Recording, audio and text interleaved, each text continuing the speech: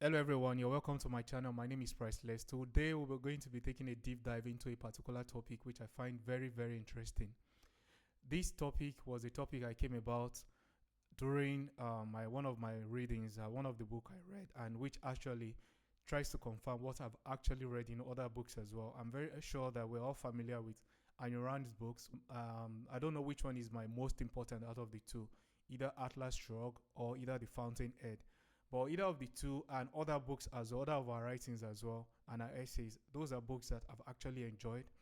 Today, I was just in my room thinking, and when I finished reading the book, The Law, I actually look at Nigeria, my country. I'm from Nigerian, by the way. I was actually looking at my country and I was thinking that things are actually going very wrong for us. And I was looking at it, how have we as a society come to this particular level? And how is it that most of the rights, most of the power, and most of the functions of government have actually been centralized over the years? And when most of the books I've read, they've actually talked about some of these things and how these particular, um, how citizens comes to become a tool of the state. Now, I'm sure that in most African countries, they are like that, European countries. In fact, in Western nations, these are areas whereby human rights are actually being eroded over time. If you go to a particular country that is an island, I'm not going to mention name, is a country that is actually arresting people for just posting some comment on social media. So, however, before we digress into something else, let's go into today's topic. Like I said, we're going to be looking at the book, The Law. We're going to be looking at some of the main points that were actually highlighted there. So when I read the book, the first thing that came to me was that one of the core context of Frédéric Bastiat is that he tried to phrase this particular his argument based on the fact that the first right every human being will all enjoy, and that every human being should be given regardless of their race, regardless of their ethnicity, regardless of their creed, regardless of their sexual orientation, regardless of whoever they are or whoever their religion is the right to life. They should have the right to life. We should all have the right to liberty. We should all have the right to property. Now, if I ask you, what is the most fundamental human right that every citizen can actually enjoy? The first right that comes to your head is the right to life. I know that's the first thing you think of, because this is where all other things flows from. It's even said that I have given you life so that you might enjoy life abundantly. So life is given to us by our maker. That's what Frédéric Bastiat says. We need life to be able to enjoy all other right. So this life, right to life, actually, like God created us, is giving us life. Then this life must come with liberty. Liberty, in other words, can also be called freedom.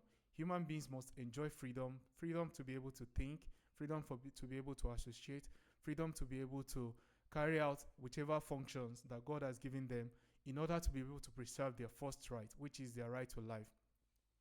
Now, if you look at it, like for instance, now the video I'm making now, this is my intellectual property, even though I synthesize it from the book that was written by Frédéric Bastiat.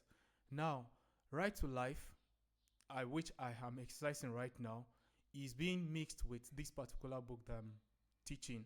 So the right to life is very important for us in order for me to be able to freely think, freely be able to articulate. There are so many other things I could be doing now. However, I've chosen to do this. And for me to do this, that means I'm using my God-given faculties to be able to post this video online. Number one, to help Nigerians, to help Africans, and to help other people that will come across this particular video. And also, I'm using the time God has given me to do this.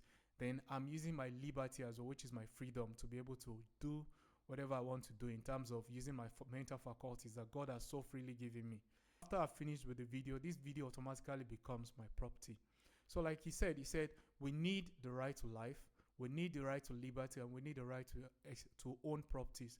So these are fundamental human rights. And if you look at the American Constitution actually guarantees this, in the essence that if you look at the theme of the American Constitution, every individual is endowed by their creator the right to life, the right to liberty, and the right to property. Now, if you look at my country, for instance, now, we are actually going through a lot. Our right to life is being eroded very, in fact, virtually every day. What you see in Nigeria is that Nigeria, there is a lot of insecurities that is ongoing in a country, and this is a country that is God blessed. It's like if you're looking at the best or the most blessed country on the planet Earth, look no further than Nigeria. But however, our government, maybe because they know that it is easier to rule us as we are divided, it is easier to rule us as we are poor, it is easier to rule us as we are fragmented, and we don't actually come together to be able to use our right to life, to be able to mix the kind of talents that Nigerian has. Trust me, Nigerians have so many talents. I'm yet to meet is a Nigerian that is not yet blessed intellectually and in every other area, physically and whatever area you think of. However, our right to life, our right to liberty is now being eroded based on the incessant killing that is ongoing in the country. So in this case now, if you see that in a place where war is ongoing and thereabouts, people will not be able to enjoy the right to life. So I would also like to point, before I move on to the next one, that the right to life, the right to liberty, and the right to property are supposed to be protected by the government. If you look at the American Constitution actually provide that the government should be able to protect the citizen. And you see that the American Constitution, which is also like a word-for-word constitution that Nigerian copied. Of course, we've added some totalitarian and autocratic ones in between. However, if you look at that particular constitution, you discover that citizens have their number one right to freedom of expression, which comes under the right to liberty. Then also, you also see that we have the right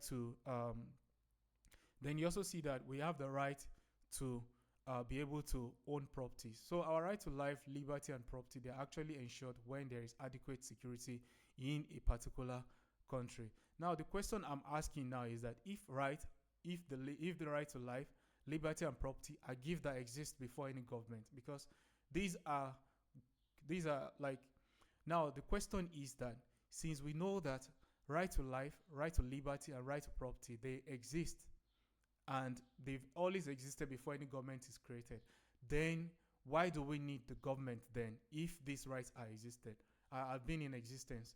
Now, the reason why we need the government is that look at it, for instance. Now, I have the right to life, I have the right to think freely, I have the right to exercise any religion of my doing, and I have the right to be able to move freely, freedom of movement, freedom of association. All those things are God given to me because God has given me the life, God has given me the ability to think, and God has given me what it takes me to be able to rationalize my thought and be able to carry out whichever function, as long as I'm not impeding other people's right. Now, since I have all these things, I need to protect and in this thing, these are things that allow me to be able to acquire property. So if I acquire these properties, then how do I make sure that I protect my rights? I can ensure this in this case now because I live with other people as well. And like I said, right is something that is salient between two people or thereabout. It is not written anywhere, but rather we must just make sure that we actually acknowledge it just like a form of social contract between or among the people that lives in a particular area. Now, the property I've so created or I've so labored for because my property is very important for my survival. Now, if my property is very important for my survival, then I need to make sure that I protect my property. So in order for me to protect my property, I take up, like in the American Constitution, there is a right to bear arms, which is the Second Amendment in America. So for me to be able to achieve this, what do I need? I can make association with people. If I make association with people, then in this case now, we can join right together and we can join power or might together to be able to protect each other and protect. And that's how you've seen that government has been able to evolve over time. The combination, every individual, every person that owns life is an individual. And if you're an individual, then you have the right to be able to use that particular life to be able to protect yourself. You are an individual first. My rights now, even though it's individual, it's being combined. So it's like a communal one now that I'm joining with other people to be able to achieve this. So if I had other people's rights to mine, let's protect ourselves, we form association, maybe like 10 of people or thereabout. That means our rights now, even though individualistic, but still it is now communal now. So that's why you've seen that over time, government has been able to form. Governments were initially formed to be able to protect our rights. Governments are formed so that they can protect our God-given natural right. So our God-given natural right, like I said, we know life, liberty, and property, which is individual, which is ability to think, which is freedom, and which is the last one, which is the right to be able to produce. So we need individuality, we need freedom, and we need production to be able to sustain ourselves as human beings. So, but of course, we've seen that government over time, they've been perverting all these things. So for me now, if I were to answer the question I asked, I will tell you that life and liberty and property, they are all in existence before any legislation can actually take place. And politicians, they have no right to redefine or recite what they did not create. These laws are actually created by God, and they are solely given to us as a result of our existence by actually making sure that we survive on this earth. But how do we survive? We need freedom, and we need the ability to be able to produce, to sustain ourselves. Now, this one leads us to our second point. So now we've agreed that life, liberty, and property, they are our God-given natural right. Now, if I ask you, then why do we need the law to be able to ensure that our rights are actually sustained? So if I ask you, why do we need law to be able to make sure that our rights are actually protected? I will tell you that we need law, which is legislation. Of course, you know that we have three arms of government. We have the executive, we have the legislature, and we have the judiciary. Now, the organ of government that is responsible for the making of our law that governs the human interaction is actually the legislature. So the legislature, they make laws. So I'm asking now, the legislature, which is part of the government, why do we need them? Now, of course, like I mentioned, I alluded to a particular scenario where I said individuals that own properties, individuals that want to ensure that they live a longer period of time of life, they need each other in a way that they need to collectivize the rights that they have. So it is these rights that they join together. When these rights are joined together, we need the legislature. Let's think back in the ancient times where we have, where everywhere was still fragmented, where we have individuals that lives in the state of nature by themselves, when we don't have the massive technology we have right now, whereby we can use nuke or like nuclear weapon or what have you, guns and what have you, to be able to protect ourselves. Now, before those particular period in the Stone Age, whichever age, the Brass Age, whichever one you think of, we've always I think one of the philosophers said, human life is short and brutish.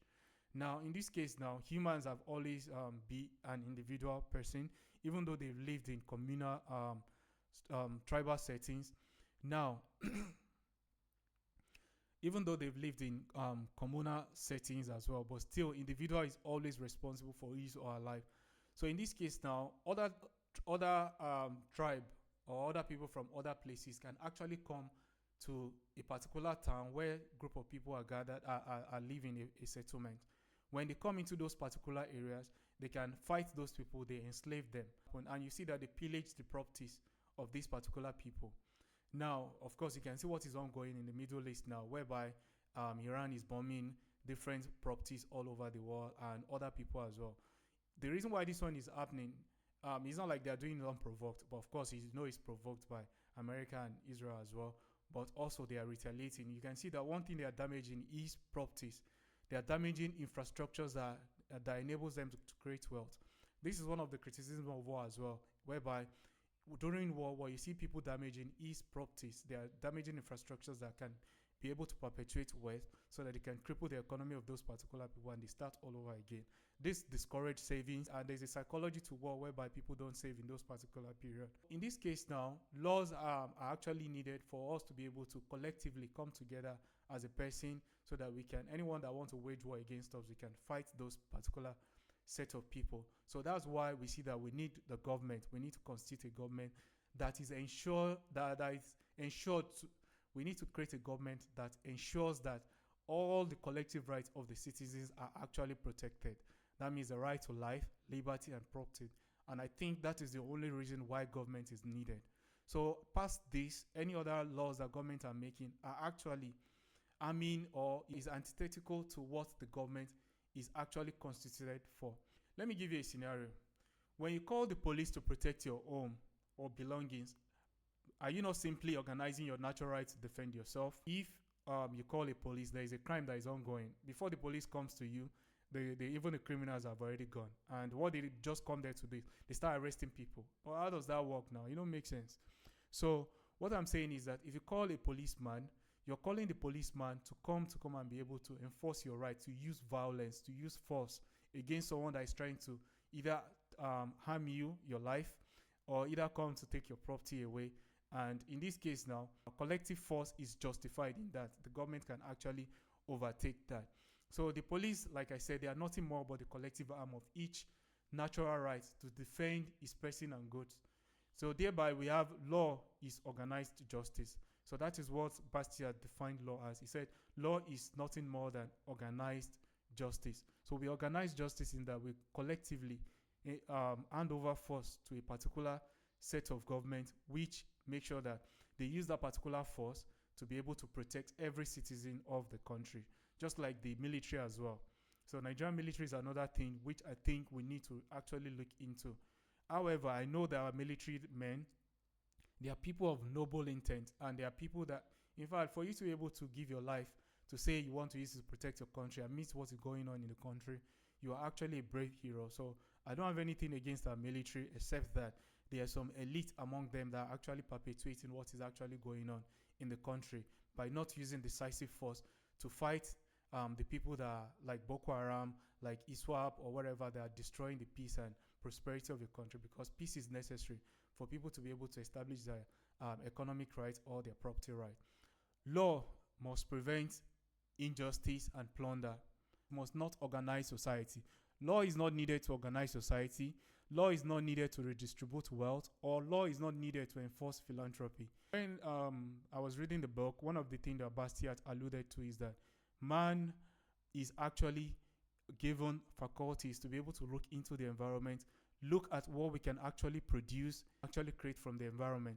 Like if you look at the primitive or the Stone Ages, whereby our ancestors, they were limited in terms of what they could actually do.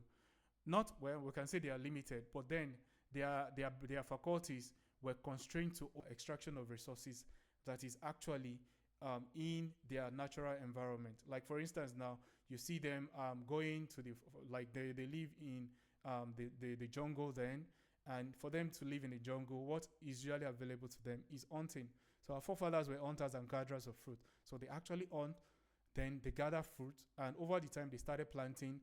So when agriculture started, but it was done on a subsistence scale because they don't really have large families.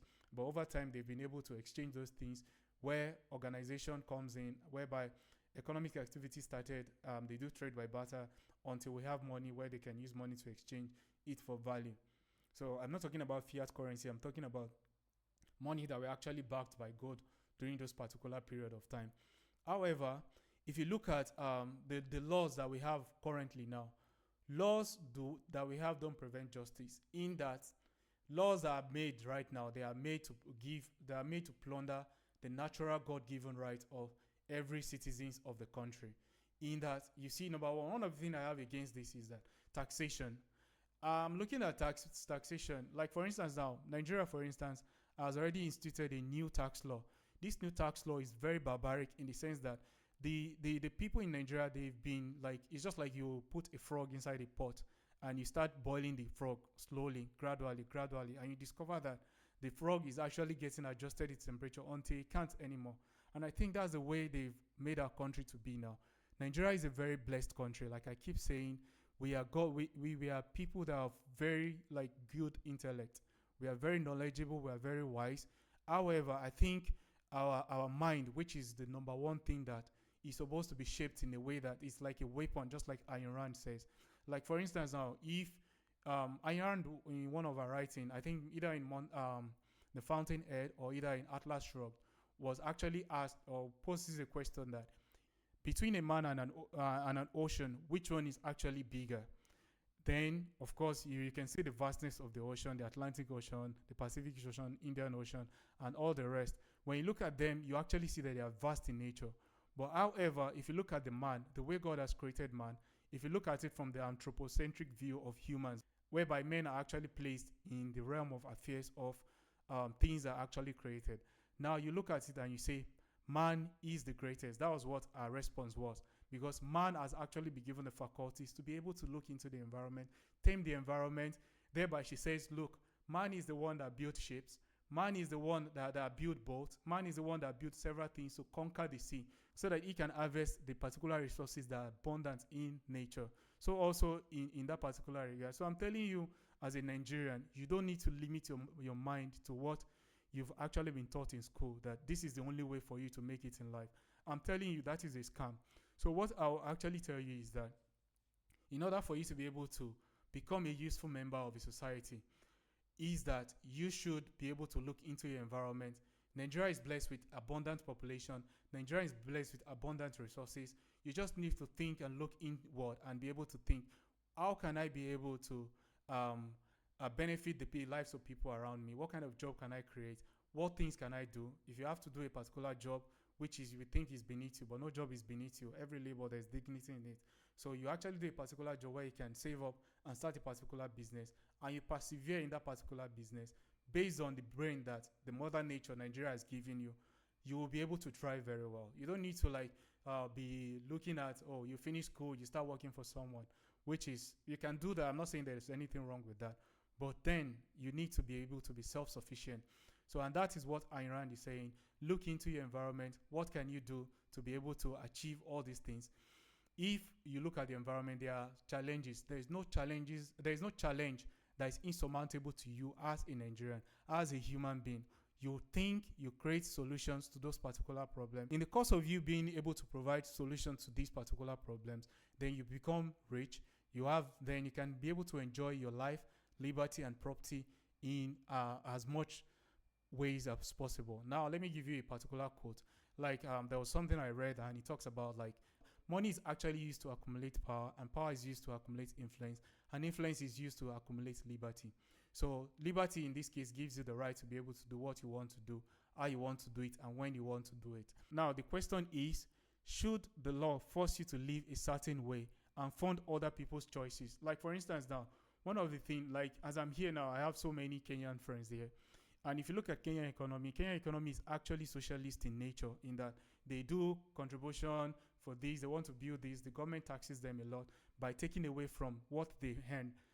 We've established that property is the domain of the individual, because you have to use your life, which is your life now can be boiled down to time, and those time, and it's also with your efforts, with faculty or thereabout, which you have used to acquire those properties. And if those things are actually gotten by you through your hard-earned effort, then why should any government institute any legislation to take away those particular rights from you, which in this case now, they are operating in jurisdiction whereby they are not supposed to be operating.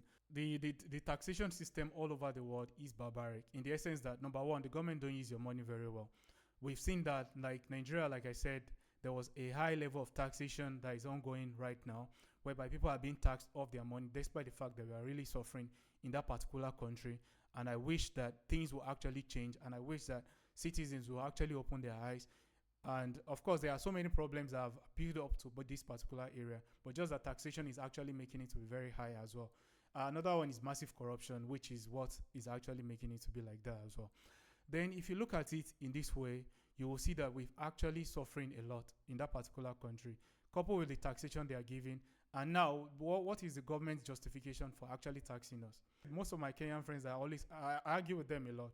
So some of the things, what I do is that what I read, I argue about it, and I write. So when I'm arguing with those particular people, I don't argue for just for argument's sake. I argue because I want to learn from them, and I've actually learned a lot from, especially the Kenyan friends, whereby whenever I talk to them, they're always in support of taxation is needed. Oh, the government need to create more schools. The government need to create more hospitals. The government need to create more of this, more of that. I'm like, if the government is creating all these things, don't you think that this particular thing, like money that are used to provide those services, actually need to come from somewhere? That was the question. When I asked them, they stopped, and I was like, they want to argue, and no, think about it. They don't have any commercial businesses whereby they make money. And then now think about it. Where do you think this money actually comes from? They come from taxation, like you rightly think just now. They come from taxation, and those monies are being asked for in order so that they can redistribute those money, which is wrong. And also the idea of people also saying that, oh, they're like the government, the Kenyans, they always tell me that, oh, don't you always think that, oh, there are so many people that there are fewer people that are rich at the top, why there's so many people that are suffering at the bottom? And I'm like, oh, well, this actually stem from, if in this right state of nature, law is only meant to do what it's supposed to do, which is life, liberty, and property. Then in this case now, nobody has the right to be able to complain that this is actually ongoing, and because everybody has equal rights at that particular moment, then it depends. It's left for you what you actually do with the time, what you actually do with the faculty you have, and what you actually do with the property you have, so that you can be able to get more property. And I think this is how rich people get richer.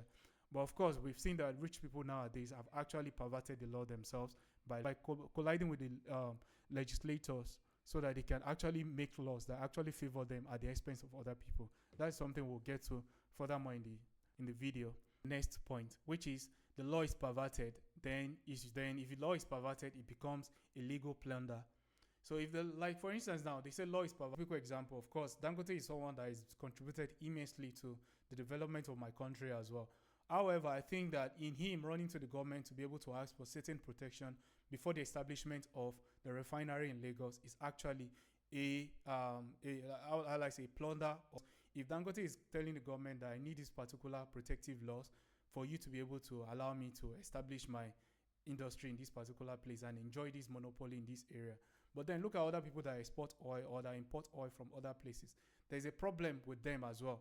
So if there is problem, because if that means you're giving this particular right, you're favoring over the other, which is against what law is supposed to be in the first place, then that is plunder. That means you're plundering, you're using force to do that. So instead of you protecting the right of people, so you are taking away from them by force, by actually protecting or favoring one side over the other. So and you can also talk about this in terms of tariff, for instance. Now, tariff just means goods that are coming from another country into our country. Now, if they're coming from there, if you discover that, oh, let's say we want to protect, let's say for instance, now Nigeria has abundant cement making factory. Even Dangote produces cement. Now, Dangote is now telling them that, oh, there's a new cement that has been produced in Ghana, say for instance now, and they're producing it at a very cheap rate. If this cement are being produced at a cheap rate, then they are importing to us at a very cheap rate, either because they have access to cheap labor or either they have access to cheaper raw materials that they use in producing it. Now, if they bring it to our market, because we are always in need of cement, our housing, we need more houses to be built in Nigeria. So as a result of this, we can actually say, oh, Dangote can actually go and lobby with some legislature, or, I mean, I'm not mentioning Dangote as different. I'm just mentioning because he is the most popular and also he sells cement. Dangote is someone that's contributed to our economy. So I don't have any shade against him. I'm just saying him as example because he's a name that typically comes to my tongue anytime, coupled with the fact that I'm also called Dangote as well. So in this case now, he goes to the government, please ban the importation of cement and all those things. That means the cement could have come to the market if we had allowed natural law to take its place, or natural cost to take its place. The cement could have come to the market. Then Dangote would have to compete with that particular cement. So, but in this case now, if the government now say, okay, let's protect Dangote cement. Now, let's make sure that no importation of cement is ongoing. Now, let's also make sure that we actually had a large amount of tariff on it. So they can say for each cement that is oncoming to the country, each one will be given tariff of like 500. So if that 500 is being given, it can make the price to be more expensive, which could have been the margin that Nigeria would have enjoyed if they had bought a bag of cement.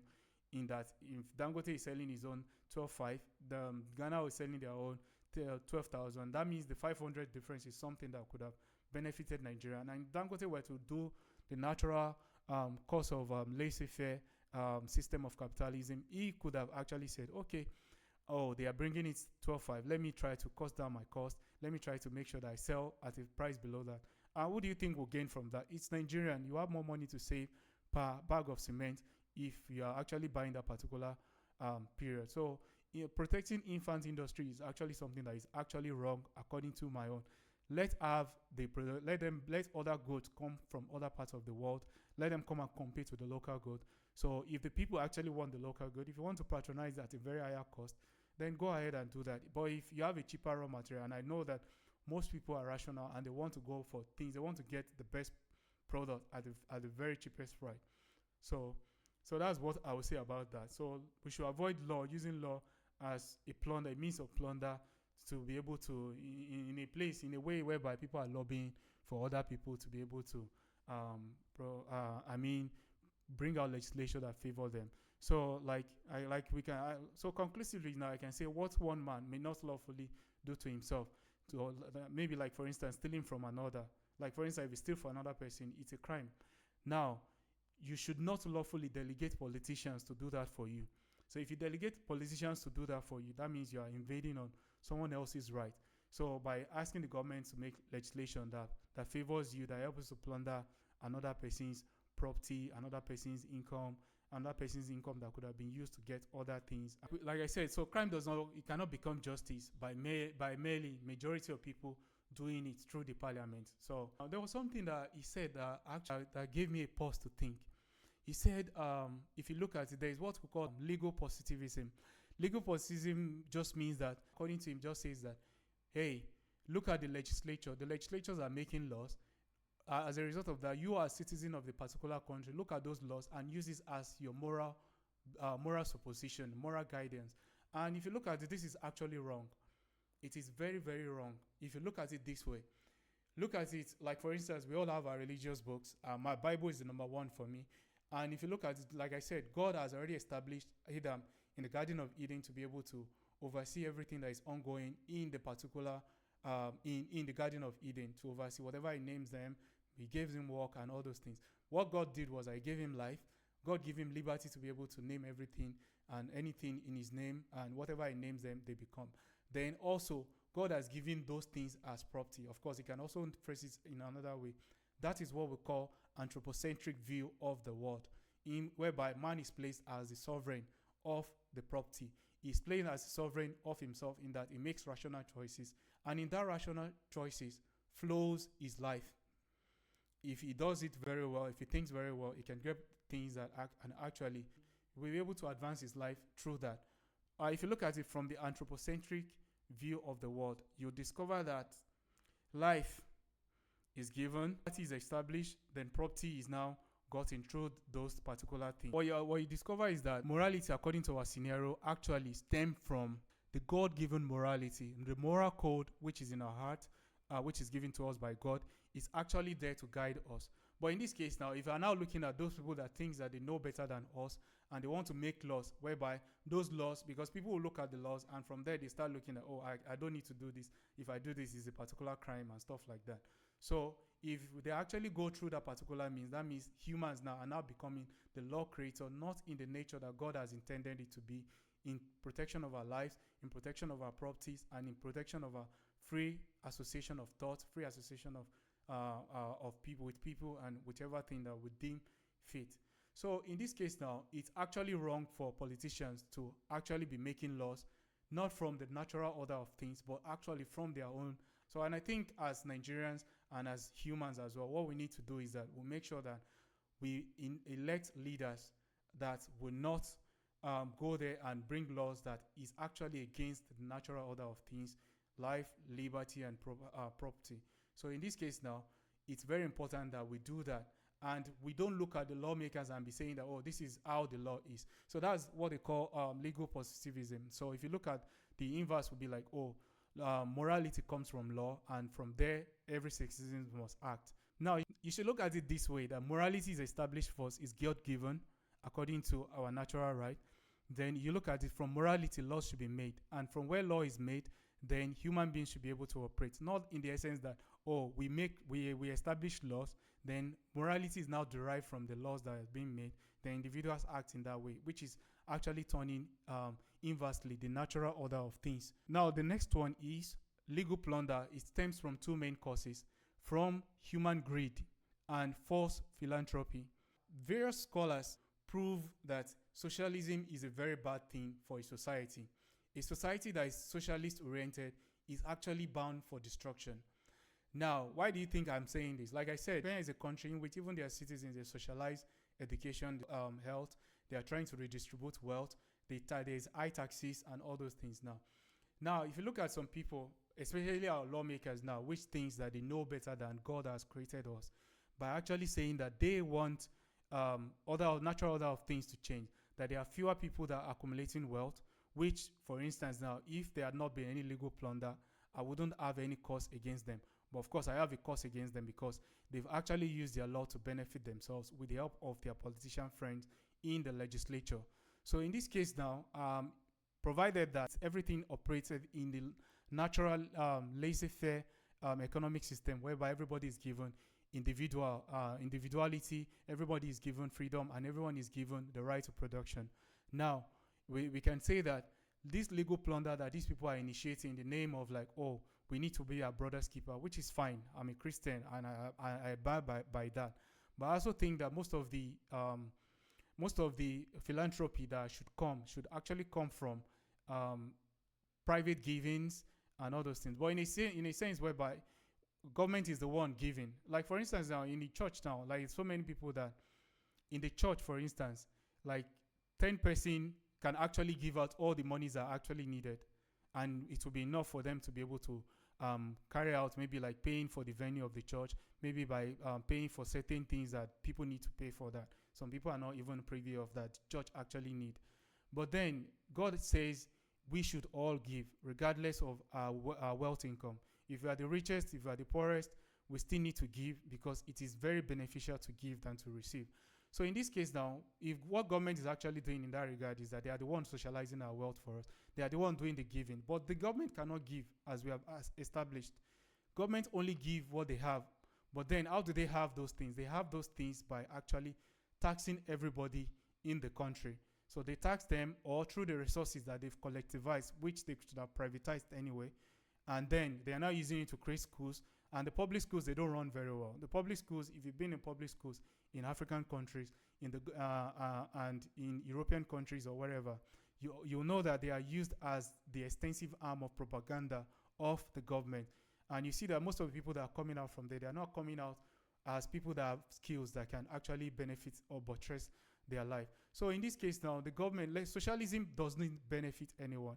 It only works as long as there is more money that it can bring. And as more people are growing, just like the case of Nigeria, more people are asking for this particular fund, the government should do this, the government should do this, the government should build more of this. No, I say to you, I say it is beneficial if citizens actually undertake this particular course of action.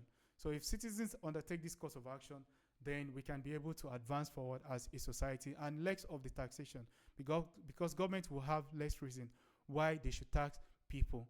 And in this case now, you see that several people, they are actually coming together to bring out legislation that they are actually using to mold us to be able to redistribute the wealth of the rich. The reason why socialism is set up is not because the government or the elites that are setting this up, because it's majorly is the elite, and they've been able to convince some of the people, some of the citizens, even the poor ones among them, to actually favor socialism because they know that it is easy to control us if, for instance, now we are dependent on them. And that is what Nigeria is actually turning to now. And when they make this particular tax law in Nigeria, I was actually very skeptical about it. And I wrote it on my page, on my social media page, that this is the first step towards socialism, and this is the first step towards collectivization. In fact, it's not even the first step, it's one among many. Of course, you've seen that most of our government agencies are being centralized. The means of production is centralized. Everything is Abuja, and what have you. So in this case now, it's actually very wrong for us to be going through this particular period whereby everything now is being, like for instance, now we're being told, we need more schools, let the government build more schools. We need more of this. But where do you think the money for the payment of those things are actually coming from? I'm telling you as a Nigerian, which you might think about it maybe in the current circumstances that after I don't get to pay school fees, I don't get to do this. But then you're complaining that the federal government is borrowing money. You're complaining that the federal government is looting money because these are the avenues for them to actually loot money. These are the avenues. Imagine the federal government borrowing money, federal government, state government, and local government in this regard, borrowing money to be able to fund all these infrastructures that they said we have. And also, all these infrastructures that we have. So it's actually very wrong in that if the government need money to produce a particular thing, the government will actually have the genuine reason why they need to borrow money to do that. So if they're actually borrowing money, you shouldn't complain. And the more money they borrow, the more they are able to mismanage them and the more debt Nigeria is being plunged into. So we need to look at this. Socialism doesn't work. It only works for the advancement of the society totalitarian state whereby everything is being centralized, everything is being controlled, initiative are being destroyed, and private, because for instance now if you're always dependent on something, you won't be able to stand on your own. And in that case now you get to learn, you get to be how will I say, depending on that particular person that is always teaching you, oh, this is mango, take this mango, take this mango, not showing you how it's been planted, not showing you what it has to go through for you to be able to do that.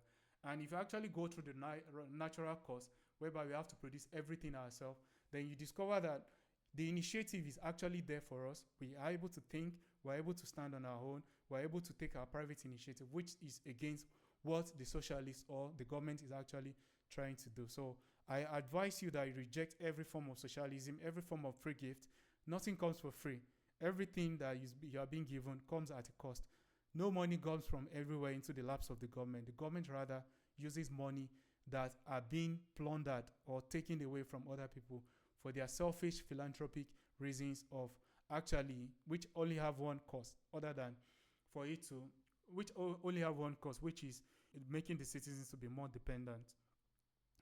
Now, I hope you're enjoying the video. If you're enjoying the video, I want you to give me a like. I want you to subscribe to my channel. I actually need it because this is something I like doing, and this is something I would like to do for a very long time. And I would like you to encourage me by actually supporting me. So please support me as a Nigerian. Please support me also as someone that enjoy the content and you've learned something from this particular content. Please just please support me. That's all I could say, because I actually need your encouragement to be able to produce more video like this. And if you have any comments regarding what I've made, if you have any argument, if you have any reason why you think that some of the points I've given are actually wrong, please, you can feel free to put everything in the comment section. I'm actually going to respond to whatever comments you put on my this thing. I would like engagement from you, and I would like you to tell me how I can actually make this particular video better, and so on and so forth. Your input is highly valued. Please please like my video, please subscribe, and please share to your friend and recommend to them, because the more people that are being exposed to this kind of information, the more our country stand a better chance, because our country is going to hell if we are not careful.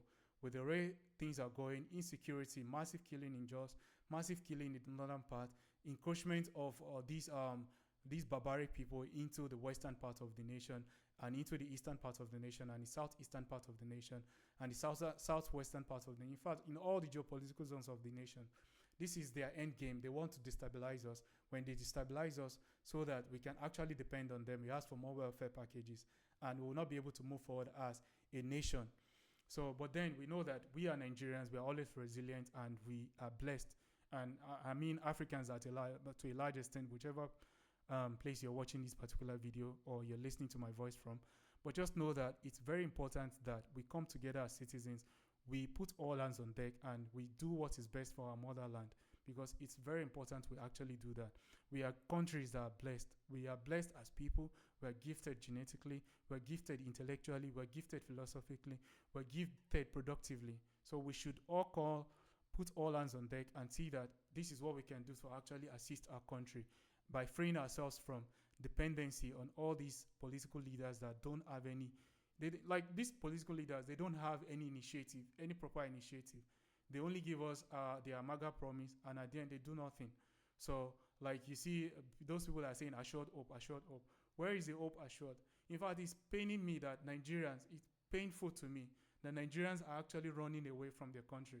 Why would Nigerians or Africans want to say that, oh, we are coming to Middle East, we're coming to Europe, we are coming to this, if we have everything right in the first place, if corruption is reduced, if Nigeria is being run the way it should be run, if Africa is being run the way it should be run, what do we need to come and do here? We are supposed to pull resources together, generate wealth, and be able to make sure that this country actually advances forward. It goes forward and forward and forward. Trust me, gains, they actually accumulate. Gains accumulate over the years. Like for instance now, if you have a particular industry that is set up, they employ people. Once they employ people, they pay those people wages. Those people, they benefit for the people that owns the business is for them to be able to make profit from that particular productive ventures they are doing. If not, they wouldn't even go into it. Now, if they don't go into, if they don't go into all those things because they are taxing or socializing their profit then what happens? Those jobs wouldn't have been created. And those people that are actually working there, temporarily, given that they are working, the work might be a little bit arduous. All work, all effort are arduous. But then, when the money you make from there, you save part of it, you're able to establish your own businesses. Then you become a boss of your own and you employ other people. So those monies are actually being gotten from these particular ventures. What do you think happens to them? They can also use it to create other businesses as well. If other businesses are actually created, what do you think happens? Everything starts going forward from there. Production that is being targeted toward the right path, everything accumulates over time. Once things accumulate over time, what do you think happens? Then there's a gain, net gain it could be in a local government where the business is set up, it could be in a state government, it could be in a particular distinct. All the effort they start, and as a result of like mixing our brain with these particular ventures, what do you think happens? Then new ways of doing things are coming up, and we start becoming better and better in things that we do due to the repetitiveness, due to new initiative that is being gotten from there. So it is very important for us as Africans, instead of us having brain drain, going to different countries, coming here to develop their nation, let us be able to develop our nation. But we need the brains to do that. And that's why I'm trying to make videos whereby I can talk to you directly from this video. I can share some of the things I've learned over the years. Trust me, I'm a teacher. I've taught for like 7 years. And also, I'm still in the process of, I will secure an employment this term in Qatar here now. I mean, employment as a teacher again. So I'm doing all those things. So whichever money I get from myself, I'm establishing my own businesses as well in Nigeria as well. Regardless, come hell, come rain, come shine, I'm going to do that, and I'm going to make sure, and I will employ so many people in the process, and whichever profit I get is mine, and you can do that as well. It's something that works, and you'll be self-reliant on these useless and eclectic governments that we have. So in this case now, we need all hands on deck. I need you guys to be able to fight for the survival of our nation. Our nation is going to hell. Please, let's do all it takes for us to be able to make sure that we remove ourselves from this government that is tyrannical in nature, government that doesn't care about the life of Nigerians, government that doesn't care about the properties of Nigerians, government that doesn't care about the liberties of Nigerians. Because look at the large number of people that have been displaced from the northeastern part of the country. Look at the people that have been displaced from even the whole of the northern part, and in some parts in my beloved southwestern state, and also other geopolitical zones as well. I love Nigeria equally. However, I want us to be able to do things that will help our nation.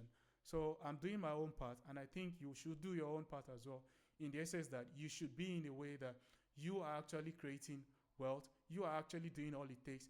You are not dependent on the eclectic government.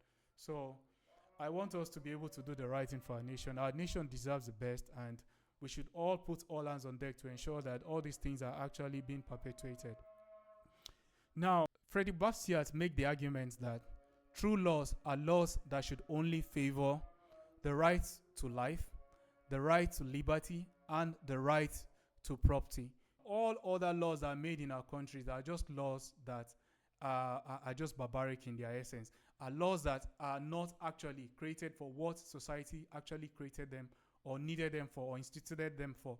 Our legislatures are created so that, number one, we can have collective force.